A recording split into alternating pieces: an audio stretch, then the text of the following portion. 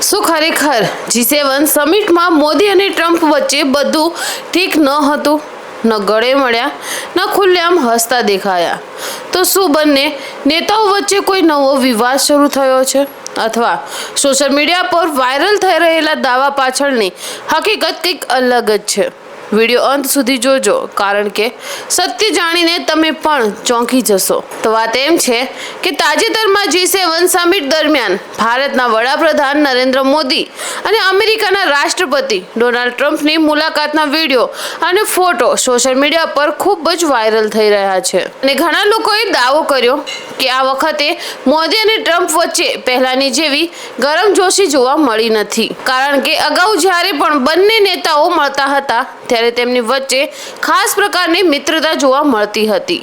ઘણી વખત બંને નેતાઓ ગળે મળતા અને હસતા દેખાતા હતા, પરંતુ આ વખતે કેટલાક ફોટા અને ટૂંકા વિડીયો જોઈને લોકો કહેવા લાગ્યા કે બંને વચ્ચે કંઈક ગડબડ છે. પરંતુ શું ખરેખર એવું છે?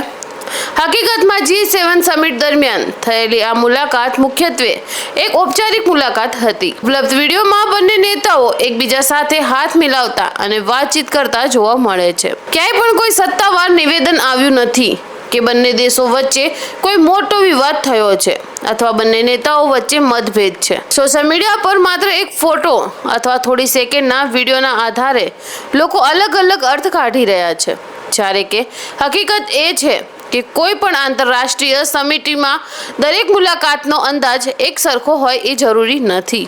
ઘણી વખત સોશિયલ મીડિયા પર અધૂરી માહિતીના આધારે મોટી વાતો ફેલાવવામાં આવે છે.